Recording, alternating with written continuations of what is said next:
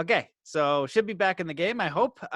Yeah, so I think I was talking about, the snowboarding, how you develop the feeling. But the other thing that I think that you made a point on that's so important is the emotional feeling. And just to kind of reiterate that, because there's a book that Yogananda wrote, the autobiography of a yogi, but he also wrote a very small, simple, and powerful book called Scientific Affirmations. And the premise of the book is very small, is one important point. He's like, the reason why you're saying your affirmations and they are not working is because you're putting no spiritual will toward that thing. So it's just like, I want an ideal career, right? And you measure that emotional force on a scale of 1 to 100. When you say it, at best, you're maybe at 5.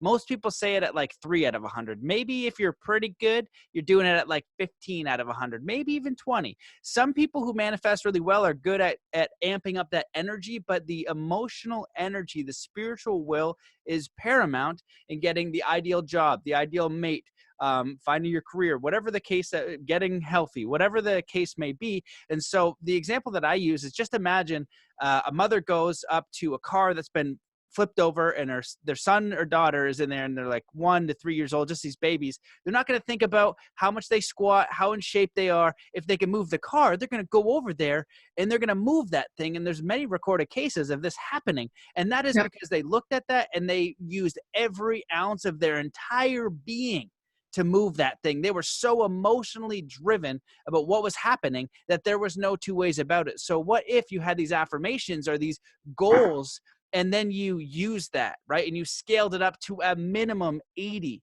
And that's adding that emotional element to it. And the other thing that I wanted to talk about that you said that I 100% agree with is the way that the neurology works. When you do something for the first time, it creates one neural connection. Let's say you try to throw a ball, you do it absolutely terribly, and it's going to create one neural connection and maybe a few others because you're going to be learning different things. But the more you throw a ball over and over and over and over and over again, it creates a neural connection. It creates a neural map, and it's very, very strong. And so because our emotional neural maps that we've created in our minds are so emotional, they're so strong.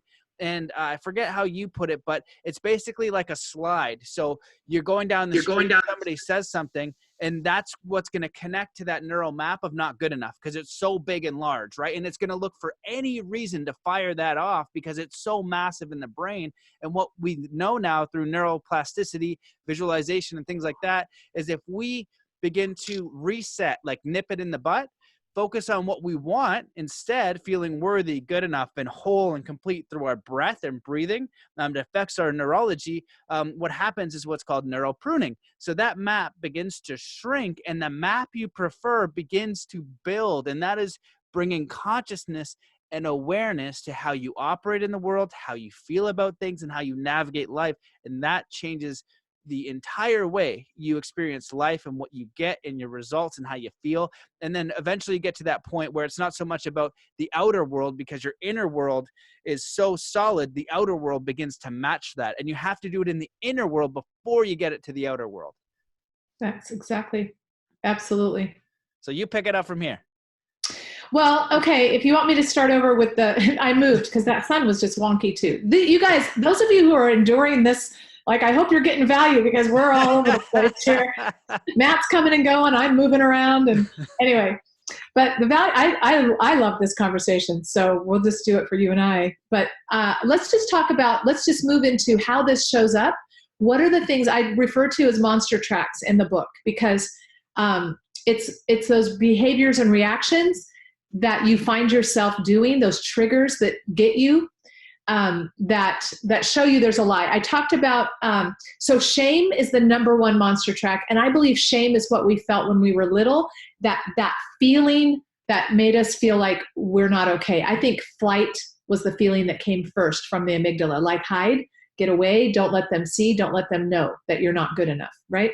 And we still feel that today, like imposter syndrome. I hear people talking about that. It's like, well, even if you do succeed, you think it's going to all go away in a minute because you're not worthy of it, and you're going to get found out. Like, I've heard so many people say that kind of thing. And so shame is that first feeling we had. And on its heels, though, because you have to be okay. It's not an option for you in your survival makeup to not be okay. So to be acceptable because the people have to take care of you. Remember that? So you're going to find it's a fight message that comes on its heels. Like, well, you better look around and make sure you know what these people value in your world. And they're going to be pushing you in that direction too. So you're going to end up just wanting to prove that you're okay. So the other tracks, I think, are circled around shame. And then I think self-judgment is the next thing that comes. It's in the book. I call it people pleasing first. But if I were to rewrite the book today, I'd put judgment next, because that's like the partner in crime with shame. Because what happens is the minute, and that's just what can happen you guys right now too, as you are waking up and becoming more aware of this deeper part of you, this voice that you feel pulling you, you're also going to get more miserable, because the contrast between who you really, that deeper you, that real you, and the you that you see in your reality, it's going to get worse. It's going to get more and more conflicted, because you're going to notice it more. Awareness is the beginning of transformation, but you can't stop at awareness. Awareness, you're just going to aware yourself to death because of judgment. You're going to go, well, I should know better. I should know better. Well, I know. The more you know, the worse it actually can be for you. So and we're going to talk, hopefully at the end, Matt just gave some great stuff about rewiring too, that once you move into a different place, the transformation it's going to start with your logical brain. You're going to understand stuff, hopefully even from this call or other things you're doing, but you can't stop with trying to rewire it logically. It doesn't work. It didn't wire logically, and it's not going to rewire logically fully. You can't talk yourself out of it. So self-judgment will keep you going back to shame, going back to, I suck. The next one is people pleasing. And of course you're going to be a people pleaser. That's in your natural wiring as a human, because people have to take care of you. You've got to make sure, how about now? Do you like me? Am I okay? Am I okay? That's the driving emotional question the minute you're born. You don't even have language or understanding around it, but emotionally, that is your driving question. Am I okay? Without your logical brain, you have no way of coming up with an accurate answer for our identity, because it took logic you didn't have. So you're always going to think, I'm not okay, and I've got to make sure you take care of me and you like me. And did that make you happy? And you're 45 and you're still trying to make your mom happy or not make your dad pissed off. And you've got a whole family of your own. It doesn't make any sense. And you know it. Your spouse probably knows it, or people that are trying to keep peace all the time. Like they don't want conflict. Can't have any conflict because people have to be happy. That's a deep wiring that came pre-programmed in us. So don't judge yourself harshly, but let's unwire it and let's look at it now with a logical brain to do the work. Okay, comparison is another huge monster track. I dealt with it in my health and weight loss business for years, because social media, fuels this one a ton. Like, I want to look like that. Media in general fuels it. Women have to look like, if someone else looks better, that just, see how I'm right about how ugly I am. See how I'm not good enough. I'm not good. They're better. They're better. They make more money. They live in a better house. They go on better vacations. They've got better kids. But you guys, comparison is how we were raised. Think about it. You're in school, right? How do they show everybody that's all the good kids best and get all the awards and get all the A's? And so if you don't look in sports, Matt, sports is, oh my gosh, they're better because they win. There's got to be a winner and loser, right? Sports are not set up to feed self-esteem or to feed the real true self. Sports, as a rule, as we know it, as I know it, from a young age, you're put up against others. How do you compare? How do you compare? How do you compare? Now, in all of these things, I said this earlier, but I want to say it again for this point. Is comparison bad? No. Is comparison good? No. It's a hashtag and on all of these things. Is there a component of comparison that actually we can use it to our advantage to serve us, to say what's possible, to maybe, incentivize us, not through your identity is not on the line here, right? Not that kind of validation, but like, well, wow, I've done this many times in my life. Wow, if they've done that, maybe I could. Do you see the difference in energy? the impetus is what you look at. Monster energy is what I call it. I'm sad that they have a drink already with that trademark, but the energy source you are coming to anything from, watch that. That is your indicator light, okay, from the energy. So if my intrinsic value is measured in this comparison, then I'm not going to, this isn't going to be a road I want to go down. This is a monster track that's not going to serve me. You can jump in anytime. I'm just what I was going to say, what I was reminded of is there's a really great quote by Theodore Roosevelt, and it says, comparison is the thief of joy. And also to understand that this is just how our logical mind functions, because it did keep us safe. It helped us evolve for thousands of years when we were out there, but in the jungles and whatever the heck we were doing to survive in primitive ways, but we still have that brain. We still have that memory. We still have all of that ancestral remembering of like, oh my God, remember when we were getting eaten by like saber-toothed tigers and all frigged up stuff? And then we learned how to get the stick and stab it. Well, we still needed to be prepared because that thing is nuts. We still have that in the brain. And so it's good to understand and know that this mind and those primitive parts of the mind, or they call it the lizard brain or whatever the heck it is, those parts of the brain, they keep us safe, and they still do it today. When you're walking across the street, usually you look both ways so you don't die. If you know what I mean, it's a good thing. But the problem is it's doing it for like this identity for us, right? It's like, oh, this is the identity we need to protect so we can be worthy. Then we need to validate it. And then we need to get all these material external things so we can assure we're enough. And we wake up the next day and just move forward to make sure that we're enough. And so when we understand that this is just how the mind is wired, we can take that and we can switch it. So what I'd love to chat about, because you've said 5 things so far, which are all very on point. Where'd my document go? I just want to, okay, you got shame, which is huge. So many people deal with that. And the other thing is that what I've noticed is if there's an emotional trauma or something that makes us feel not good enough, when we move about throughout the day, so many people will relive that thing. And that energy will come almost as big as the time it happened, just to remind us, like, this is the thing, this is who you are. And this is like, this is why you're not good enough, to keep that track going. So we need to be able to rewire it. We need to be able to change it. So one of the things that I really like when I'm teaching athletes or helping people, I say, so what do you want? And this came from Michael Lozier, who wrote the book, the author of The Law of Attraction, one of my first mentors, amazing guy. Such a simple premise. If I'm trying to do my first backflip and I do not want to land on my head, and the way that the mind works, because it wants to keep me safe, is like, yo, man, that jump is pretty big. You could land on your head. You could go to the hospital. You could get paralyzed. You could overshoot it. You could not do it. You could do too much. You could do all this, and it's going and it's painting all this fear. But in me, I'm like, you know what? I have the skills. I got the capability. And so if I don't want to fall on my head, what do I want? And so I would love to go through each one like really quick and just identify them and see if we can have the solution. And then maybe before, we could do it now or after, like talk about a bit of that rewiring. So we go, here's the shame that pops up. Here's a strategy. So what do I want, and how we can begin to nip that wiring and start to build a more empowering neural net belief or mental experience, emotional experience. Well, and to me, the rewiring is I kind of wrap it up in the book with, it applies to all of them. So I don't, the deeper part of you is actually going to guide the specifics of the emotional exercises, because, like I gave the example of the first grade boy that peed his pants, right?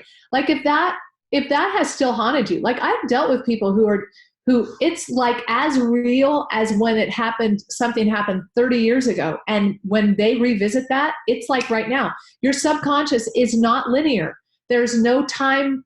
It might organize memories in a timeline, but in terms of the impact, it's still acting as if it's the truth. Like it doesn't know that it happened 30 years ago. And the minute, it's so cool when I do some exercises and work with people to rewire, I just have them go ask their subconscious, not even under hypnosis. This isn't even a hypnosis thing. This is like just get quiet, do some breathing, and go ask, where was the first time you felt that emotion, right? So then but I can't really go into the specifics of how to rewire every one of these, but the general principle of rewiring, definitely I want to talk about, because I told people, I don't know if it was on the recording or on the live when the recording stopped for a minute, but that I don't want to leave people hanging with just awareness. because awareness alone, you'll kill yourself more. In fact, the irony that hit me a couple of weeks ago is our survival brain will end up killing us. Ironically, Oh, wow. isn't it? Yeah. Because the survival brain is only steeped. Look at the levels of anxiety and fear and emotional distress right now, conflict in the world, right? Well, that's the playground of your survival brain. And without logic, we're all killing each other. We're killing each other right now. We're killing ourselves. We're killing each other. Divisions in our world are at the all-time high. And we just keep going further and further down that path. So rewiring we got to do that. When you said that's such a huge insight, because what it immediately made me think about is we're killing each other over this like fictitious idea of ourselves, of like the comparison is the idea of myself of who I should be, and this other fictitious idea of what I believe is more important than what you believe. And this is where we have wars and religions and different cultures doing things to protect something that is an idea, and it's not actually tangible in who and what we actually are. It's an idea of how we perceive and navigate. In the same way, it's like, well, I'm not good enough, and so I put that up there. And Greg Braden talks about 3 universal fears. I think it's not being I had to relook them up, but I kind of modify them to not being loved, not being accepted, not being good enough. I think his are a little bit different. If you Google it, you'll find it. But I've noticed that in myself, and I've noticed it in almost everybody I've worked with. And again, super successful people have this. And it's a fascinating thing that we live in this culture where our programming is so negative on ourselves. And when you said that, I was like, that's where the evolution is. That's where the evolution of humanity is in that consciousness, because only if you can evolve past that consciousness, where you're letting that run you, can you become peaceful? Can you become whole? Can you become non-violent? Because otherwise you have to protect this thing that you think that you are, which you actually are not. And it doesn't even live in the I think that I am. It lives in the know that I don't even think about it, because it's the deepest groove of my wiring. It's my identity. It's steeped. That's why, let me just keep touching on these, because I want to really talk more about the rewiring and running to the roar, like how to actually do something about it, like with the amount of time we have. And I don't even know now that we're kind of messed up with our time, what we are, but I got all day. It's up to you. This is too good. It is good. So comparison, yes, comparison's the thief of joy. All of these things, what this is why the monster tracks are important to know or be aware of, is so that it can be like your indicator light that shows up in your car. Like, not to go to judgment about it, but to go, oh, wait, I got really wonky. I felt really depressed. Why? Like, you guys, if you would just look at the emotions that show up in you and move to the observer of them and not the aligner. How you're going to align initially, because that's how you're going to know that's an issue for you. You're going to feel the negative emotion initially. Anger, hurt, depressed, hopeless, whatever. Pick guilt. You're going to feel one of those negative emotions first. Then now I'm talking to your logical brain. Let those emotions be your first indicator that, why do I feel this way? Do you ever do that where you just go, wait, I'm feeling wonky? I do this kind of a few times a year, it seems like. I'll go, why am I feeling wonky today? What's up? And I just get quiet. And then I ask, and then I go, that's because I was in control mode. And that's coming, one of the monsters. That's because I was controlling, and I had an unmet expectation of one of my kids over here. And, okay, thank you. And then I just meet it with gratitude for showing me. That's my issue. It's not their issue. The people that are pissing you off, it's not about what they're doing. It's about how you're processing it, and it shows you where you are. And that's the key. For those that are ready to do the inner work, it's an uncomfortable / painful / death-like experience emotionally, because you are triggering death emotions to that deeper part of you that was wired through survival. Okay, so sorry, that's another thing, but that is a huge piece of the rewiring. Button pushed, because when you get your button pushed, what happens? You get angry. How many of you have anger that just hits like that?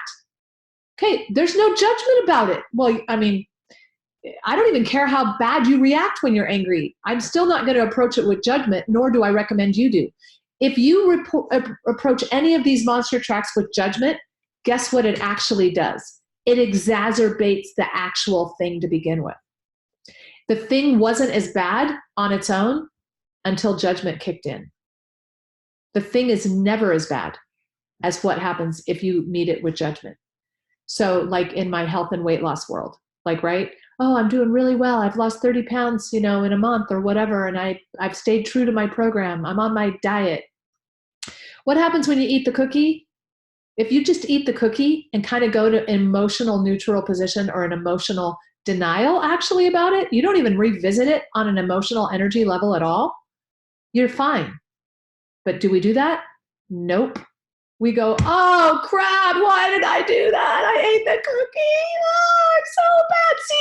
See, I never can stick to my diet. Hear the mental bloodhounds coming in. See, I'm always doing this. What makes me think I could do this again? I could never do this. Ah. And you'll tell 10 people. Oh, you tell 10 people and you go eat 10 more cookies. Yeah. Yeah, it's true.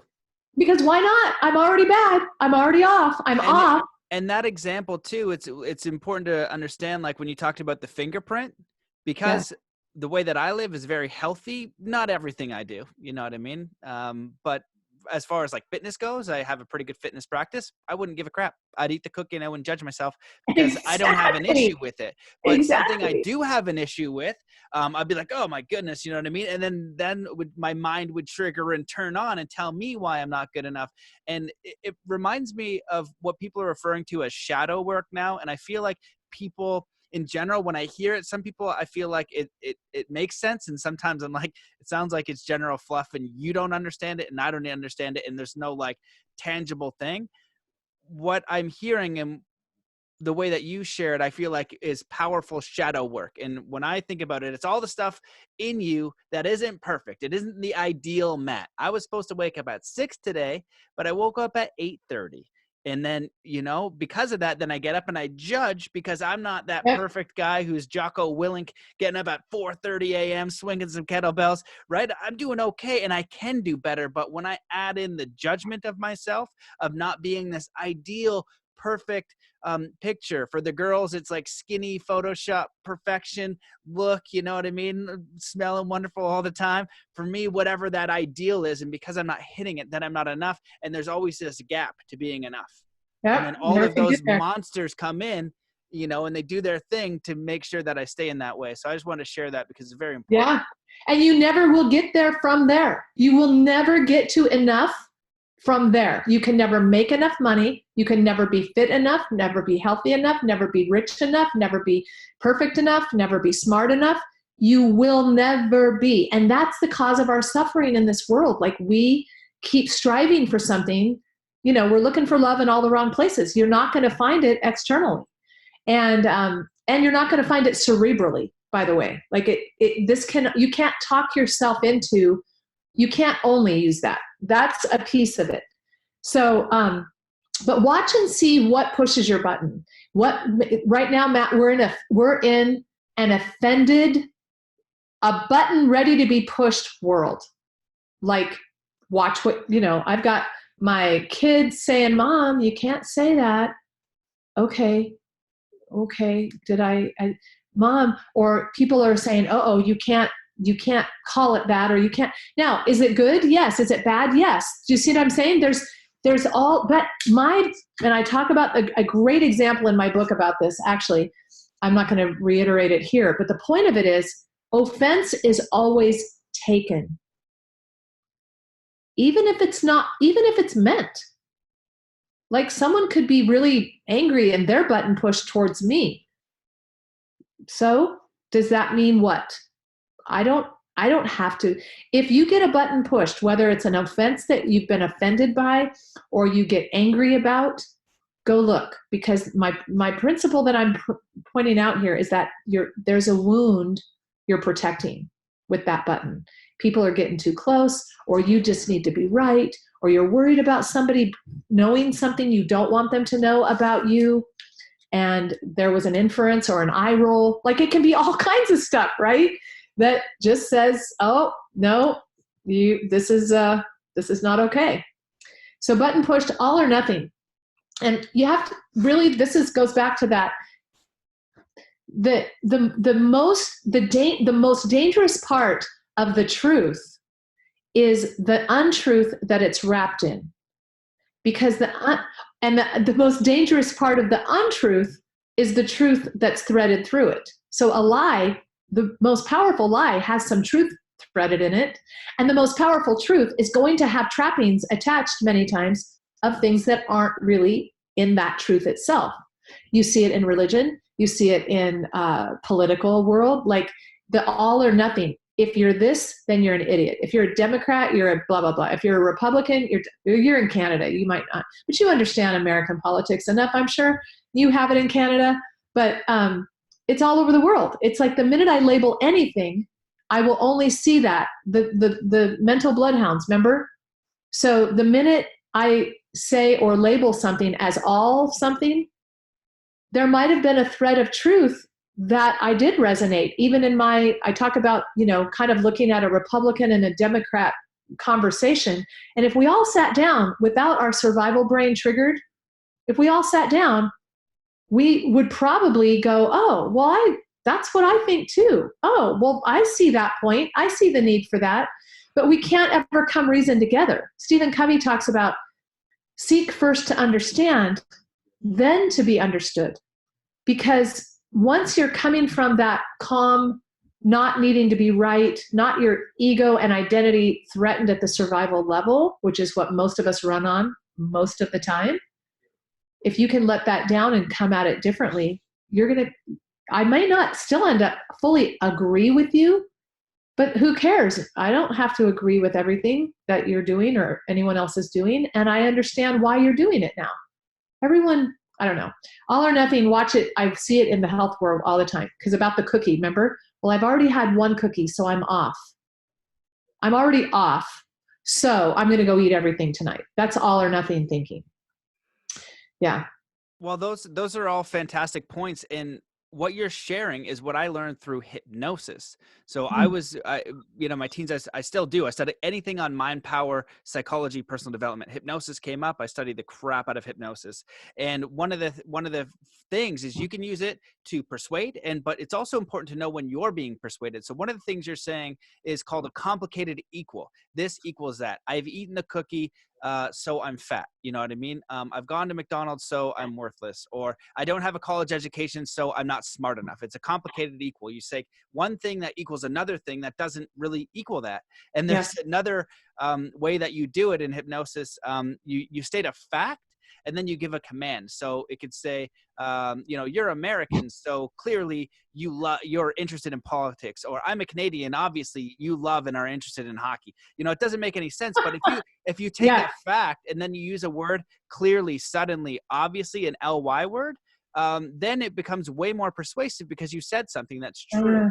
And when you want to go to more advanced techniques, and I tested these techniques out in sales and persuasion out in the world, and I'd write a script, and I only want positive things to happen to people. So I would have to figure out positive situations where I'd want to hypnotize, people to do a positive thing. And usually it was about loving themselves or feeling really good. And then I would watch, how I could transform and with hypnosis, you need an end goal in mind, right? So it'd usually be like, I want you to feel really good, but the hypnosis part is I want you to feel so good you would like dance. You know what I mean? And eventually, if I could do the language pattern, they would get to a point where they would actually just, for no reason, like, why the heck are you dancing? I'm like, oh my God, this stuff is so wild and amazing. But one of the longer language patterns is 4 facts, 1 command, 3 facts, 2 commands, 2 facts, 3 commands, and then you're basically going through. So all of that realness, and that's what they do as far as big institutional structures. This includes, and if you're religious, all the power to you, but they're doing that because if you I went to the Parliament of World Religions, and I always like to be soft as I can here, but there's 220 different religions. If you believe that one, that's totally fine.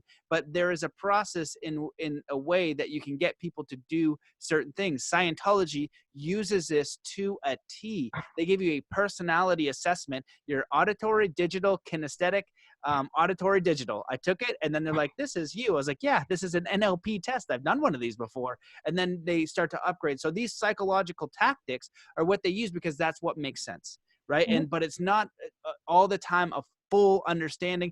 And if you've chosen a path towards God, all the power to you, because I think that universal natural source is super important in any way you want to get there. But looking at the wars, in which I did, that's kind of one of the techniques I use. So I just want to share all that because it's super. And that's the thing. It's like, what are the trappings that are associated with that thread of truth?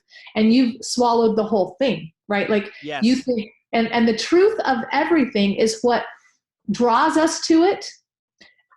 So everything is both. So the all or nothing thing, #and is really what I say. Is it true? Yes. Is it not true? Yes. Potentially, yes. Yes, yes, and yes. All of it. Is it good? Yes. Is it bad? Potentially, yes. And it's easy to look at it from that angle, Matt, but then you got people that villainize, like even the horrible people in history. I just have a philosophy in my life that people all do what they think is right. They are well-intentioned. And even the most evil person you can think of probably had, or I just do believe they had good intentions initially and then got lost. And we all have gotten lost. So I don't sit in judgment of people that are seemingly so evil, because they're by the grace of, God, go I. And how many times have I been perceived as evil and maybe I followed a path that was unaligned? I just call it, you're out of alignment with your truer self, like who you really are, that pure sense of love. You're not aligned with that. That's when we sin, is when we're not aligned with our true love, essence, which is what we really are. And the more we're out of alignment with that, the wonkier we feel, the more conflicts we have in our life, the more monster tracks show up. So all or nothing. All of that's a super important thing, because if we go around with judging people, that's the whole idea, judging another person's perspective, because then we're basic, or like hating that other thing. That's a wrong thing. You're just giving that power away. Whatever you do is totally cool. If you're going to come at me with like a weapon of sort, I'm going to defend myself. That's where we're going to get to. I can defend myself. And even if we're having a conversation, I can offer my point of view, but I want to know your point of view. That's right. why I went to the Parliament of World Religions and I do all these. I want to know their point of view in full openness and right. in non-judgment, so I can understand it and I can have my view. It doesn't need to mean I need to change it, but maybe you'll offer me a truth that I didn't know through that openness, through that understanding. But when it's an all or nothing, and in hypnosis, again, they call them universal quantifiers, everything, always, never. That's where things can get squirrely. And whatever your perspective is, whatever your way of life is, all good, because I've been lost. I could be lost now. Who freaking knows? I could be so off. I don't know. But I know I'm trying at least. And I think intention is important. And, you saw before the podcast, I always set the intention to let the co-creation be for the highest good of all, because at least I'm intending, because this is such a mysterious experience. Consciousness, reality, what's actually going on here, looking and studying the brain and neurology. And when you study consciousness and you're able to do things with your consciousness, like quiet the mind and go into meditation for more than 10 minutes in silence, and weird stuff happens, you're like, what am I even, like, what is this ghost in the machine that's running things? So it gets mysterious. And at that point, you don't judge someone else, because it's about your own evolvement, your own experience. And if they're there, it's how you respond to that, And I think, and the thing to look at, again, everything is holding a mirror up to ourselves. We cannot not judge others to the degree we judge ourselves. Everything is a reflection of ourselves. So when people start rewiring to who they really are and let go of self-judgment, they also start treating people with compassion, because they need to be treated. You need to start with you, treating you with compassion, feeling the compassion that you are absolutely aligned with at the true self level. And when that happens, it's amazing, because I have muscle memory of judgment. I was huge judger. And I know that I remember, people I left in my wake, as relationships, conflicts in relationships. And I had huge opinions and judgments, but that was to the degree I had it for myself first. And love goes the other way. You're never really going to fully unconditionally love someone else until you unconditionally love you. Because until you are rewired or rewiring to that deeper, truer you, every relationship, every person in your existence, whether you know them or not, will be only that to seek. You're going to have the glasses on of there's conditions around it because you have conditions around you. And you can't, even parents go, no, I unconditionally love my children. No, until you really get this about you, those kids are just going to be a reflection of how you're showing up and what you're perceived as. How many parents, well-intentioned maybe, but at that deep, illogical, inaccurate emotional level, they want their kids to prove the parents' worth through their kids. Like, you're making me look bad, kid, by doing this. Well, their job isn't to make you look good. That's never going to happen enough for you. You've got to do it on your own. Anyway. Yeah. Well, I want to add on to that too, because I'm thinking about all these amazing things that you're talking about. But I remember one time I was in this like circle and we were doing a breath meditation. It was a really powerful one. Anyway, this girl in the circle, I was judging a person, right? I was sitting there and I was judging them. And I was just like, oh shit. And this woman says, I don't know why I'm saying this, but don't judge yourself for judging others. And I was like, oh, you don't judge for judging. And I was like, oh, that's so interesting, because it's just how our mind operates. We judge, and then I judge myself. And I think about what you're saying and the idea of like having real, honest, authentic, unconditional love for yourself is the highest ideal of any human being. And I know very few people, even if I think about it, I know people who are close to that. And I've had a couple of people on the podcast I think are pretty high up there. And it's a beautiful thing. It's a beautiful state to be in. And I think it's the most important thing we can do, especially if we're gonna pass that on. So, what an amazing aim to have, just to get to that space of, unconditional love for yourself. So I think it's such an important ideal to strive towards. Because if I have that, it is. And I even notice, like, that's why you just want to move to observer of what triggers you, because it's healing that piece of you that is still left over from that old survival brain that was created from fear. And fear is the antithesis of love. And so even though our deep spiritual essence is, I believe, we were created from a love energy, pure, pure, pure love. We're a piece of that. But neurologically, physiologically, we were created with fear. So that's why there's this conflict. And in the Bible, it talks about the spiritual man and the flesh, right? Well, I believe that's where this conflict lies, and you feel it until you can move to observer. When you move to observer, no judgment observer, like a scientist, looking at your reactions and your responses, your judgments as an observer, and go, oh, thank you. I teach, when you feel triggered, let that trigger, feel it, because you're going to feel it. Move to observer, and then move to gratitude for it. Because as soon as you can move to gratitude, you're not going to judge, right? And you're going to be thankful for showing me, oh, why that made me mad? Is because that pushed the button of me not being in my configuration. I needed to be special, because I think the lie that I've identified in my little self was that I was only average. I wasn't good enough, because average was my silver bullet word. And being special was my driving monster energy, proving only in certain areas, though. I wasn't special in every area. That's what doesn't make sense either. But it doesn't matter. It's my configuration, and I have to learn how to observe it and go, oh, I got my button pushed a couple weeks ago about not being special. And I didn't catch it for probably a week, because it was just a slow burn of the button was being pushed slowly. And I go, oh my gosh, there's that energy. There's that feeling again. What's that about? Observer, breathe. Oh, okay. That's that. Okay. Thank you. Because it wasn't about the people pushing it. Blame is number 10, monster track. Because our natural survival brain is not going to have you be responsible for your life. It's going to be somebody else's fault. That's a protection mechanism for you in its illogical, emotional configuration. You're not going to take responsibility for yourself naturally. It's always going to be someone else's fault. And to the point of being right about how bad I am, I'm always going to have somebody, probably if I'm wired this way, which most people are, I'm always going to make sure I have somebody to blame. Because that's an important configuration of my ego, my little self that's inaccurately, functioning still as a 3-year-old. Because haven't you ever heard little kids fighting? Mom, it's his fault. No, it isn't. It's your fault. No, it's your fault. Like, we're still that way. We sound better because our logical brains have made us more socially acceptable. But if you go sit in board meetings, or if you go sit in any kind of corporate setting, like I've been in before, or church meetings or family discussions, but it's your fault. And if you hadn't done this, then I would have, right?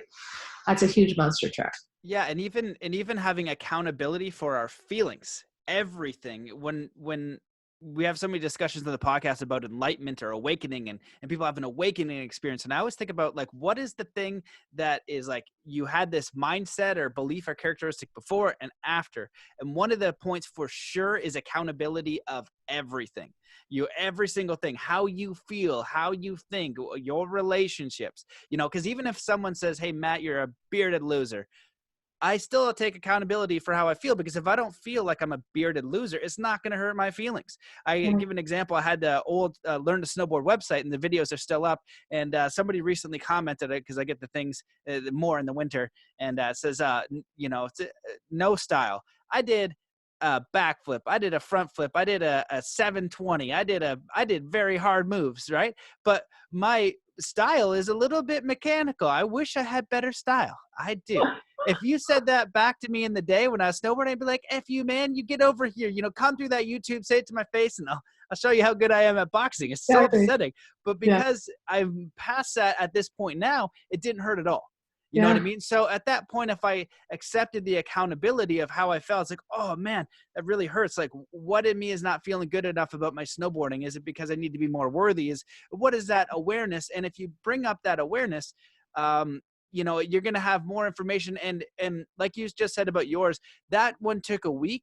When you get better at it, it's quicker and quicker and quicker, because you're living in these emotional states. Most people are living in an emotional state of anxiety, of depression, of fear, of not being good enough, of all of these lower states. We want to get into the states of inspiration, excitement. Why are we not waking up thrilled to be alive? Why are we not waking up confident, kind, compassionate, enthusiastic, inspired, joyous? And if you're doing that, that is fantastic. And if you're not, it's totally possible. And one of the things that I've done for myself recently, I feel like are very great strategic breakthroughs on how to do this, because I always want to know how. It's great to do it in theory, but that's the logical mind, right? Like Einstein said, you can't solve the same mind that has a problem can't make the solution. You need to do something, change something. So one thing that I've done is that I do 3 things a day that I can be proud of. So there's the 3 acts of kindness that I'll do, but I'll be like, what can I be proud of today? So at the end of the day, another part of that process is looking at something that I've done that I can be proud of. And I know that I'm proud of it. I held the door open for that nice lady. I volunteered. I did a podcast in a sense that my work hopefully could help someone else. And I bring up those emotions because for a long time, and still now, I did all those podcasts. I'd work all day, 60 hours a week. And I'd be like, oh man, I'm not getting anything done. All I did from morning to night was wake up and try to do podcasts and try to help people try to do this. But my mind was like, you didn't do all this other stuff. You didn't write this book you wanted to do. You didn't do this course you wanted to do. So it was never enough for my mind to even feel good trying to give back. So by putting my attention on that and just being like, you did 3 things that you could feel good about, it's starting to create new wiring. And the other thing that I think is important that I heard Rachel Hollis say yesterday, and I was doing a version of this, but I think she just put it in a much simpler way, is that so many people are not confident, and their self-esteem is so low because they continually break promises with themselves. Yeah. There's something that they want to do, like lose weight or write a book and they continually break these promises, so they don't feel like they're not good enough. I keep my promises on one level very well, and on others not so well. So I looked and I was like, what are the things I need to be more clear on? Right. And I just wrote that down, just one thing. And I didn't break that promise for a week. In doing that, that really built that up. And that's a really big one, I think, for people to understand. Writing down what promises are you breaking with yourself, and all these emotional things and the monsters, they're going to come up too, because they're the reasons and the little things that make you miss that, because they want to keep you where you are because it's safer here. you want to explore to that green pasture, but you got to get through this river and all these monster things, you know, it's like, oh crap, you know, it's like, that's dangerous. We should sit here. We should turn on America's Got Talent, grab those Cheetos, because going to the gym is way too scary and we don't want to change things. And what are our friends going to think? And boom. And so it's like, all right, just sit down. So that was a huge rant, but please take it from there. Well, so no, because you're bringing up another point for me, which monster track number 11, which never made the book, because this is my predominant one, I realized after the book came out, which is control. And so, and people that are probably listening to this, people that are awakening and growing and learning and discovering things, they're also probably to a large extent doers, movers, and shakers in their life, because it feels like these kinds of people are on a quest of whatever. We're readers, you know, we want to know, or we're willing to see things now that maybe we weren't willing to see before, whatever. But control for me is so big because I can get stuff done. Like I can make things happen. And I have, there's deep grooves of satisfaction in getting things done, succeeding. You know, I built a very large business. I have income. I have time freedom. I have blah, blah, blah, blah, blah. I can create all kinds of stuff. I have a great family. But it's still all deeply seeped in, for me, a survival mechanism of control. Okay, I got to make sure everything, and moms and dads, like parents, there is a certain amount of control is it good? Yes. Is it bad? Yes, right? It's learning that balance. As your kids grow and get certain ages, you know, I know of people who are still like, their kids go off to college and the mom sends a laundry service to their kids' dorm to do their laundry and take it back because they just want to make sure. And this isn't judgment. It's just like watch and see how much of your world you think you are controlling, because it's a myth. It's an illusion anyway. And it's only going to send you spiraling down to more and more and more. I can't do enough. I can't do enough, because you can't. But when you realize it, so a word that came to me maybe a month or so ago. This principle came to me about a year ago, but this word came to me. It says relax and allow. So when you say find a way to build trust in yourself, yes and no, because to your point, if it's monster driven, it's not going to be sustainable. Like in the weight loss world, I have a lot of people, Kim, hold me accountable. I'm like, no, not a true principle. You hold you accountable based on what you want. I'm going to help you help you identify the tracks, shed the trappings, get down to the truer you. Because when we are connected to our intrinsic desires based on our values, our core values, who we really, really are, and it becomes like breathing for you to do these things, or to, in my case, not do these things. So Matt, I'm living in a place of, I read this book called The Surrender Experiment. Do you know Michael Singer, The Untethered Soul? Holy cow. That book changed my life about a year ago. It was exactly scripture to me. Like that was a voice from God to me. That's where I identified control.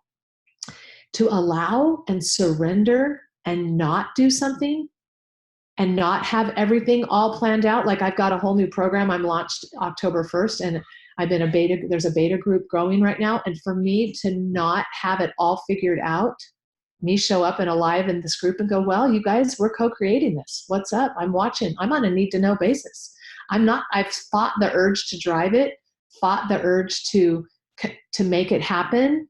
And Matt, the more I do it, see, chatter, that voice says, Kim, you better, because if you don't, no one's going to do it. They're all going to give up because they're all trusting you and you're leading them. And what are you going to do? And how are you going to do it? You better figure it out. Better go spend some time figuring that out. I notice the fear energy behind that monster energy, like that. And then I go, no, you know what? I may even go read a novel. I may even go play a game with my family. I may go do something that's seemingly lazy because I am not going to give into that voice, that fear that drove me all my life, that I know it. And is it good? Yes. Is it bad? Yes. Like I'm not saying, because as I let go of that impetus, that starting point is not from me having to control it. And I go, okay, I'm just watching, waiting for further light and guidance that I'm going to get. Things show up. Things show up. And it's like, these miraculous synchronicity, infinite intelligence, all of this download from the universe shows up. And I didn't do it. right? Like I didn't force it to happen. These ideas that maybe I would have never even thought of on my own start showing up. And I'm like, wow. So I'm having confirmation. I still feel my deep grooves to go control, go make it happen, go figure it out. And I'm like, nope. I'm actually going to stay in my sweats today. I'm going to go take a walk. I'm going to go just listen to cool music. I'm going to play a game on my phone. Stuff I would have judged that. Like, come on, slacker, get busy. What are you doing? Wasting time, right? So I hear both of those things going in me. And I don't know what I was originally going to say, but that control and letting go of control and making sure I see it in terms of my relationships. I have adult children at various ages of adulthood. And so I can see the control monster coming out many times. Like, no, well, just do what I'm telling you. Come on. What's the problem? Come on. I know what you should do right here. And anyway, just control is a huge one. Number 12 was being shy. When I deal with people and they say, well, Kim, I'm just shy. I'm like, well, what's that about? Shy. Sounds like you're worried about what people are going to think about you. Like you don't show up to your true, authentic self. You're not showing up in your world. And they go, well, I'm an introvert. No, I have introvert members of my family who would not be characterized as shy. They just are an internal processor. But shy means I'm fearful of something. I'm worried about being smart enough. I'm worried about you liking me, approval.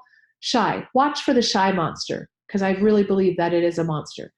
And then unforgiveness. Unforgiveness is also rampant. It comes in with button pushing, because when you offend me, I'm going to hold something against you. And all of these things, and many people know about unforgiveness and how it really hurts the person doing it. Like you don't forgive someone because they deserve or don't deserve your forgiveness. You forgive everything, number one, because you've forgiven you, where it starts. And number two, it's because it hurts you way worse than it hurts them.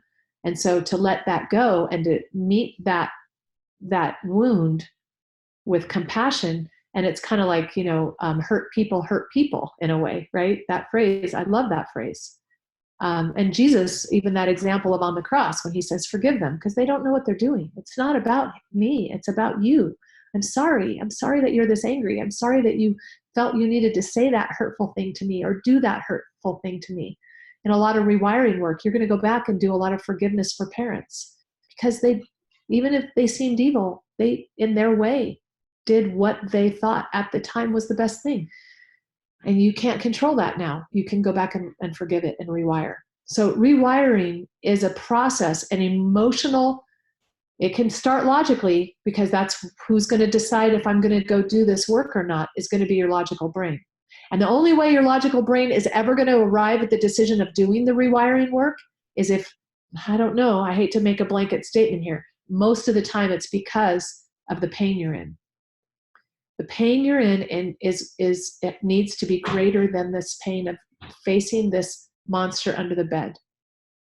But when you get the fear that you're going to have, when I did this for real when I was a kid and I lifted up that bedspread to see what was under there, of course I did it during the day.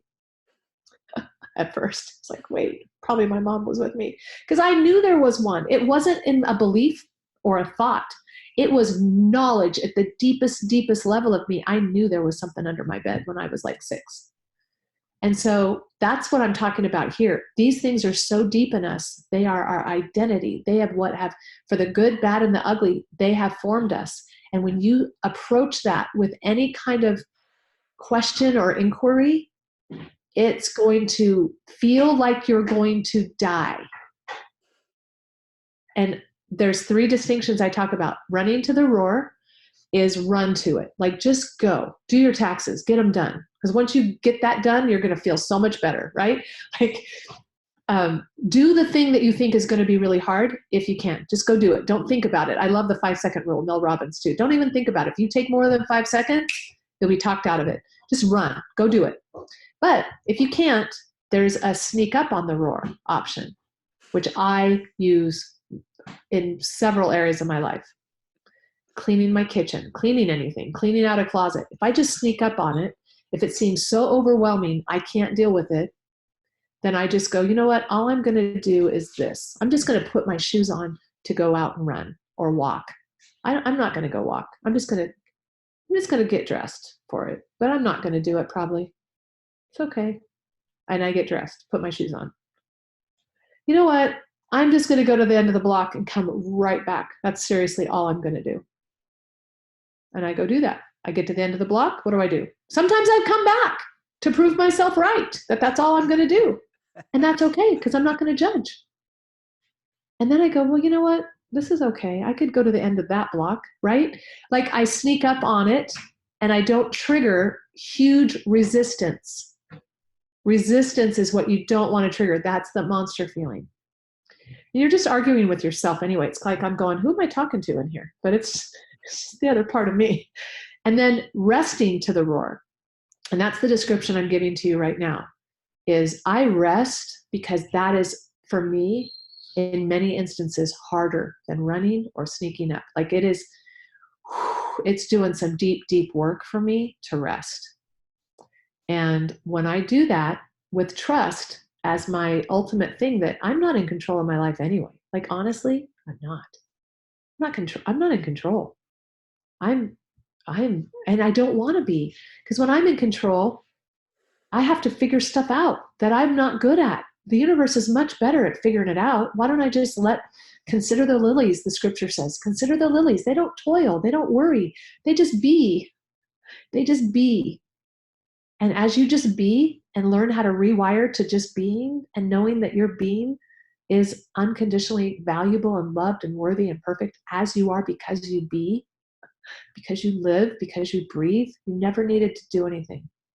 And deconstructing, unwiring, and rewiring to worthy, rewiring to unconditionally love, aligning to who you truly are, that's my mission. That's what I really am put on the planet, I believe, to do, for helping people do. That's amazing. You made so many awesome points there, and I kind of wrote down a few things that I wanted to touch on. But when you were talking a while back, it reminded me of this prayer that I love, and it goes, "Grant me the serenity to accept the things I cannot change, the courage to change the things I can, and the wisdom to know the difference." I love that prayer because it's so important. And as you continued, I had this realization recently when you're talking about sneak up on the roar. I wanted to run 100 kilometers in a month. I work out a lot, but I don't usually run. I don't like running. It's not very exciting to me. It seems boring. I'd rather throw some weights around, punch a punching bag, skateboard. I'll do anything, but run to me, it's not fun. Some people love running. It's just not my favorite. But I was like, all right, I'm gonna run a little bit more, get this cardio up, because I weigh a lot somehow, and it's not fat. It's just weigh a lot. And so I ran 100 kilometers last month. And what I did was, when I had a minimum, so 3 miles is pretty easy for me. So I'm like, okay, like I'll do 3 miles. And most of the time, the goal is 5. I'm like, if it's a day I'm feeling good, I'm going to run 5. But it takes a while. It takes like an hour. And so I just go, you know what? I'm going to do 3. That's easy. And most of the time I do 4 or 5, just by getting out and doing it. And it's the principle of, I have a cousin, and he wants to improve his fitness. And he's like, I'm trying to work out 3 or 4 times a week. And I was like, man, you got to change that mindset. You're not going to get anywhere with that because you've had the same result for so long. I was like, work out every day. He's like, what? I was like, work out every day. I was like, just show up at the gym and give yourself a minimum. I'm going to show up at the gym every day, and I'm going to walk 1 kilometer. That's it. Yep. You want to do some bonuses? You go ahead and you do some bonuses. Make the decision and commitment to do something that's so easy, so minimal, but consistent, and it will change you. Because that 3, I don't feel like it today. I went hard, now I'm tired, and it gets all wonky. The reason why I'm so in shape is because I do something every single day. It's a really high priority of mine, and I make it fun. And I got myself these minimums. I got a pull-up bar, I got a kettlebell, I got all these ways to get the minimum done. And sometimes I miss it, but because it's a part of the way that I live, it transforms everything that I do. And I find that last part so interesting, the surrender and that concept, because it comes back to me like the yin yang behind me.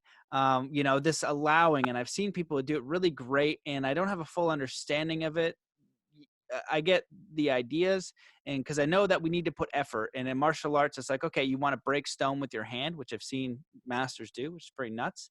Part of that is qigong, and that is energy work, and that's meditation, that's connecting to source, spirit, God, the universe, whatever you want to say, and directing that life force energy. The other part is smacking a tree with your hands and your fingers to the point that there's dent holes in the trees for years. That's hard qigong. That's taking action, inspired action, ideally. Inspired action. And so, that finding that way to surrender to just what is, to find appreciation in what is, but also to have that direction and trust. And I think that's where trust and faith, because you'll know the action that you need to take. And I'm not sure, I think that a lot of this society that we're in is like this, we're going to biohack our way there. We're going to hack our way to flow state. Flow state's earned. I get that all the time on podcasts for sports and stuff. They're like, oh, how do you do flow state? I was like, you know what? I actually have the hack ways that are the best hack ways that you can find. However, there mean nothing between someone who's putting hard work, discipline with a constructive practice to a meaningful goal. So I find it, because the surrender thing, it doesn't work in sport. To the same way, like in martial arts, if I just surrender to not training, and then it becomes process. But in the spiritual world of manifestation, there is like this huge surrender element, which I totally understand intellectually and spiritually. And I think it is the balance of the yin yang. And it seems like for you, your past was so go-getter. You know what I mean? For me, I'm the opposite. I'm the opposite of I could loaf all day. I could loaf for months. And so I think that it's moving to the one side or the other to find that balance, because they both exist, right? Yep. If you want to do a book, you have to write down the words. The spirit is not going to do that for you, right? But if you want to write that book and you force it and the process is all janky and you hate it and it's like, oh, this is such a terrible process, right? But if you can go into there with the inspiration of like, spirit, please guide me. It's going to unfold as it should. I have full faith and trust. Thank you. All right. Now I got to show up and I got to do this.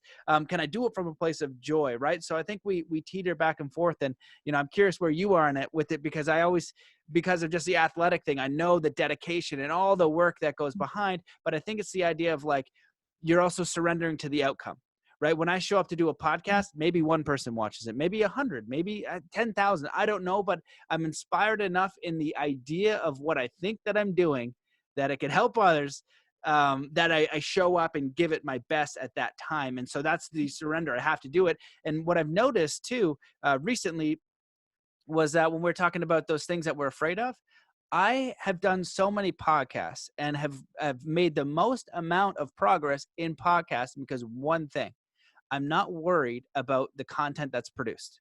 I show up. That is the only difference. The places in my life where I'm not successful, I've been a little bit more afraid. I'm afraid how it's going to look. I'm afraid if it's good enough. And this is like the courses and all the things that I've been creating and want to teach and have them all outlined and take them forever to do. It's because I'm more afraid of what it's going to do. With the podcast, I'm like, I could mess up. I could frig it up. It doesn't matter. I'm going to show up. And so I think it was just an important distinction for myself. And I wanted to share all that and get your feedback. I love it. That's exactly right. And yeah, no, that's exactly right. The things where you let go of the expectation of what you think you're doing or who you're, it's the parable of the sower. I just keep talking. I just keep sharing. I keep sowing my seed, and it's not up to me to decide what soil it's going to plant in. Like that, that's not my job. Stay in my lane, do the seed, just sow that seed, speak, and it's funny, Matt, because, I want to be part of the conversation. In fact, people have been saying to me, I don't know if you did, I can't remember. Recently, somebody said, why aren't you doing a podcast? And I go, well, I don't know. I travel a lot and I'm busy. And so, I'm like, okay, I don't know. I'm not a podcast listener as a rule right now. I've listened to a few, but I'm not like, I have a lot of friends and family that are like, oh, I listen to this podcast. I listen to this podcast. So because I'm not in that world as a listener yet, maybe that's it. But I don't care. My commitment now with just showing up. I was writing in my morning pages. Do you do morning pages? Artist Way. It's awesome. Anyway, and just in my journaling in the morning, epiphanies come to me. It's like another form of allowing for me just to start writing and watch and see how the universe takes over my pen. But one of those epiphany things is, Kim, just show up, just be in the conversation, keep the conversation going, because I sit back and sometimes I get so sad when I'm around the real world, because I go, wow, is this really how people are out there? Because I'm not around normal people. I work from home and we travel and I'm just with my little circle. But when I get around like real people, I'm like, whoa, there is so much conflict and heartache and pain and fear and stress. I mean, I've unfollowed so many of these people on Facebook, so I don't see these horrible things, anymore. I'm just trying to stay in my happy place, but I need to show up to be a part of the conversation to help the movement of awakening and higher level consciousness and rewiring to love, and having people go, whoa, okay, those who are ready to see it will see it, when they're ready. It's not up to me, but I just got to show up.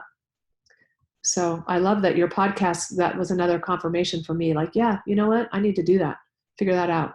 It's easy. I'll help. Okay, good. Do it. Yeah, it's super easy. You could be hosting this one. You set up the Zoom rather. Well, I did for actually. You pretty much did it. Yeah, you pretty much hosted this one. We're gone for a few minutes. The whole blank spot. Yeah, so you're already in the game. Well, this has been fantastic. I know it took us a while to get to the second one, but I was so excited to have you back because of the importance of the information. And in Zen, they'll talk a lot about how these universal principles aren't complicated and there's not that many. It's just that it takes a whole lifetime to get through these things. Like you talked about surrender and all these different things. These are concepts in Zen. And as a human being, everyone that is listening to this, if you're hearing this, your friends, your mother, everybody's dealing with this. And, it's an interesting thing. So the better that you can be the example of overcoming that, we talk about energy and light. When you are all excited and enthusiastic, you're showing the example. And they're like, oh, why? Like, why aren't you, people take it in different ways. Like, why aren't you shameful? You know what I mean? You leave your job, people start judging you and they'll crab in the bucket you because they don't understand it. But they think they're helping you somehow, right? Your parents will crush your dreams because they want you to be safe, right? They're like, yo, if you're an accountant, you can get money, you can get food, get a job, you're not going to die. I like that. You start to become an artist and do the thing that you want, you might die. You know what I mean?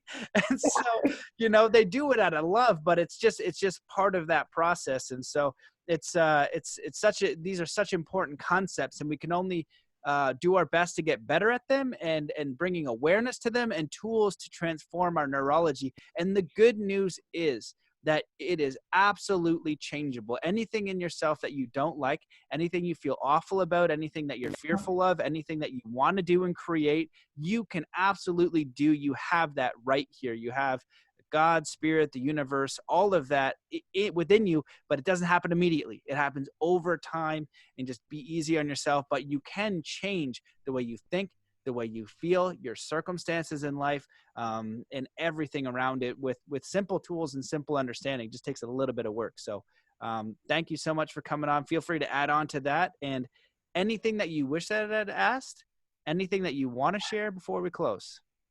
Not that I can think of. I think people, if they've lasted this long, their eyes are glazed and they're probably deeply processing. So I think we're good. I think it's good. I think, Matt, I just love you. You're awesome. Thanks. I love you too. And I really appreciate you coming back on and your work. I invite people to check out your book because it's a very important read.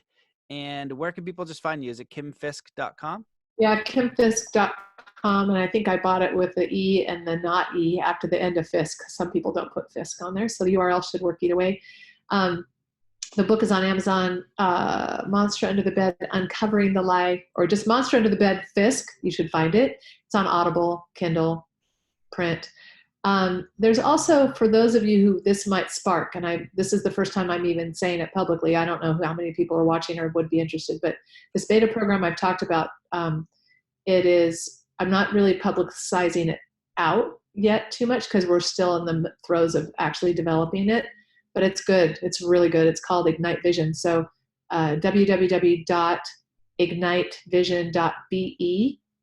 And really the opt-in on that website is a very cool vision exercise that's using some of the principles you talked about, bypassing the conscious mind. It's not hypnosis, but it's a relaxation meditation exercise. It's powerful. So even if you don't want to do my whole program right now, but you want to do the vision exercise, go try that vision exercise out. And there's little questions after it. I'd love to hear how it impacted you. You're going to need about 30 to 45 minutes completely undistracted. So plan that well, but I'd love to hear if that impacts anybody. And anyway, I'm just excited and grateful, Matt. Thank you so much for letting me share, and for your heart that you're doing. All the good you're doing in the world is inspiring to me. So. Well, thank you so much for the kind words, and thanks for coming on. And yeah, Ignite Vision sounds super cool. I'll have to check that out. But yeah, thanks for everything you're doing too, and for this discussion. It was awesome. Okay. All right. Okay. See Bye. ya. Thanks guys for listening. Bye.